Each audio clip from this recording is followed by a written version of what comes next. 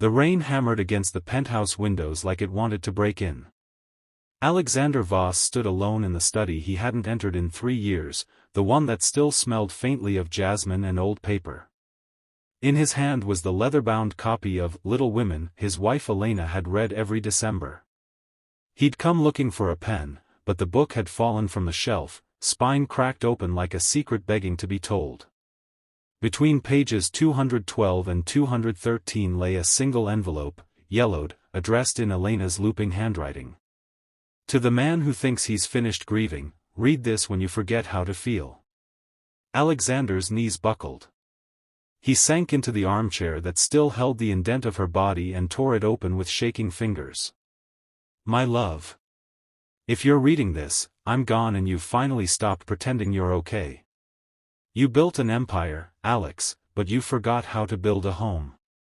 There's a little girl in Willow Creek who has my eyes and your stubborn chin. Her name is Lily.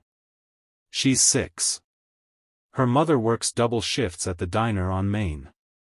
Her name is Clara Hayes. She doesn't know about us. She doesn't know I asked the universe to send you to them when I couldn't stay. Go to the address on the back. Bring the locket. Tell them both I'm sorry I left too soon. And Alex, let them save you the way you never let me save you. Love forever. Elena. The address was scribbled in hurried ink, 47 Birch Lane, Willow Creek. A town Alexander's GPS didn't even recognize. He drove through the night in the Bentley he hadn't touched since the funeral, the locket, white gold, engraved with tiny forget-me-nots, burning a hole in his pocket. By dawn he was parked outside a sagging blue house with Christmas lights still up in April and a tricycle rusting on the porch. A woman stepped out, ponytail frizzed from sleep, diner uniform already stained with coffee.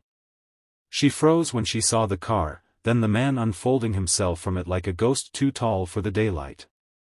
Can I help you? Her voice was smoke and exhaustion. Alexander's throat closed. The little girl peeking from behind her legs had Elena's eyes. Exactly. I'm looking for Clara Hayes. That's me. She shifted Lily behind her like a shield. If you're here about the rent, I get paid Friday. I'm not. He held out the locket. My wife asked me to bring you this. Clara's face went white. She took one step, then another, until the chain pooled in her palm. The photo inside was Elena at 22, laughing on a pier. On the back, in the same handwriting as the letter, for Clara and Lily, proof that some debts are paid in love. Clara's knees hit the porch boards. A sound escaped her that wasn't quite a scream and wasn't quite a sob. Lily started crying because her mother was crying, and Alexander Voss, the man who'd closed billion-dollar deals without blinking, stood helpless on a stranger's steps while the world cracked open. That was the first morning. There were many after. Clara wouldn't take his money. Not at first. We're not a charity case, she snapped when he offered to fix the leaking roof. So he learned to show up with groceries instead. Then with storybooks. Then with his sleeves rolled up, learning how to patch drywall from YouTube because the hardware store guy called him, Sir, one too many times. Lily called him, Mr. Alex, and asked if he knew how to make pancakes shaped like dinosaurs. He didn't. He learned. Burned 3 batches. Lily ate the charred tails anyway and declared them, crunchy dragons. Clara watched him warily across the Formica table every Saturday morning, waiting for the catch. Rich men didn't fix toilets for free. They didn't sit on bedroom floors at 2 a.m. reading Goodnight Moon for the 4th time because nightmares came in threes. They didn't cry in their cars afterward because a 6-year-old's tiny hand on their cheek felt like absolution. But Alexander did. The first time Clara let him stay for dinner, she served spaghetti with sauce from a jar and apologized 6 times. He ate 3 plates and told her it was better than any Michelin star he'd ever had. She laughed, actually laughed, and the sound startled them both. Weeks became months. He found out Clara had been Elena's nursing aide during the final hospital stay. Elena had paid her tuition in secret when Clara had to drop out of community college after Lily's father disappeared. Elena had held newborn Lily and promised Clara the world would be kinder than it seemed. Then Elena died, and the world forgot its promise. Until now. The night Clara finally told him everything, they sat on the back steps sharing a bottle of cheap wine because the good stuff felt wrong here. Lily was asleep inside, clutching the stuffed giraffe Alexander had won at a carnival, 3 tries, $20, one very smug little girl. I thought she was an angel, Clara whispered. Paying my bills, bringing Lily toys, never asking for anything. Then she gave me that locket and said, one day someone will come looking for this. Let him in. I thought she meant God. Alexander's laugh was wet. Elena always did have a dramatic streak. Clara studied him in the porch light. Why are you really here, Alex? He looked at the stars that were brighter here than in any penthouse skyline. Because for 15 years I gave the world everything except the parts that mattered. She knew I'd need someone to teach me how to be human again. Turns out it takes a 6-year-old and a woman too stubborn to let me buy my way out of guilt. Clara was quiet so long he thought he'd ruined it. Then she leaned her head on his shoulder, just for a second, like testing if he was real. The first time Lily called him Daddy, it was accidental. She was half asleep on the couch during movie night, reaching for the remote he held. Daddy, pause it, I gotta pee. The word hung in the air like a firework. Clara froze. Alexander couldn't breathe. Lily's eyes snapped open. I mean Mr. Alex. Sorry. He knelt, eye level, heart exploding. You can call me whatever feels right, kiddo. She bit her lip the way Elena used to when she was thinking. Then she launched herself into his arms. I want Daddy. Clara cried so hard she had to leave the room. Alexander held Lily until she fell asleep against his chest, her tiny heartbeat syncing with his like a promise being kept. Winter came early that year.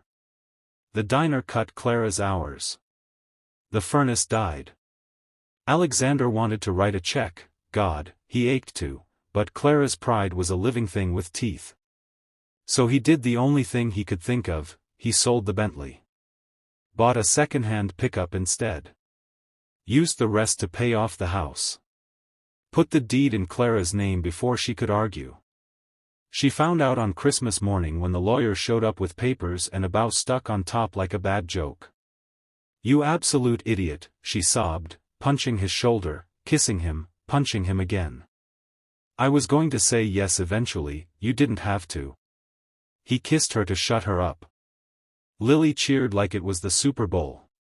They got married in the backyard in April, when the lilacs Elena had loved were blooming. Clara wore a thrift store dress and rain boots because the ground was muddy. Lily scattered dandelion petals instead of roses. Alexander cried so hard the officiant had to wait twice. That night, after Lily was asleep between them in the bed that was now theirs, Clara traced the scar on Alexander's hand, the one he'd gotten fixing the fence, and whispered, she was right, you know. About what? You did forget how to feel. But we remembered for you. He pressed his forehead to hers. I used to think success was measured in zeros. Turns out it's measured in how many times a 6-year-old asks you to read the same book until you know it by heart. Outside, spring thunder rolled gentle and far off, like Elena laughing. Years later, when Alexander Voss stepped down as CEO and turned his company over to a board that actually cared about people, the headlines called it, The Billionaire's Breakdown. He didn't correct them. Let them think what they wanted. He was too busy coaching Little League, burning pancakes into dinosaur shapes, and slow dancing in the kitchen with the woman who taught him that sometimes the richest thing a man can own is a second chance he doesn't deserve. And every December, they left a copy of Little Women on the porch with a new letter tucked inside, addressed to whoever might need it next. Because love, Elena had taught them all, doesn't end. It just changes hands. If this story moved you even a little, if it reminded you that second chances are real, that family is built not born, that sometimes the universe sends a letter in the exact moment you're ready to listen, then do me a favor. Hit that like button like it owes you money. Subscribe and ring the bell because I've got 100 more stories about ordinary people doing extraordinary things with love. Drop a comment and tell me, who in your life showed up exactly when you needed them? I read every single one. And if you're watching this feeling like your story's over, trust me, it's not. The book's still open. Someone's writing the next chapter right now. See you in the next one. Keep choosing love.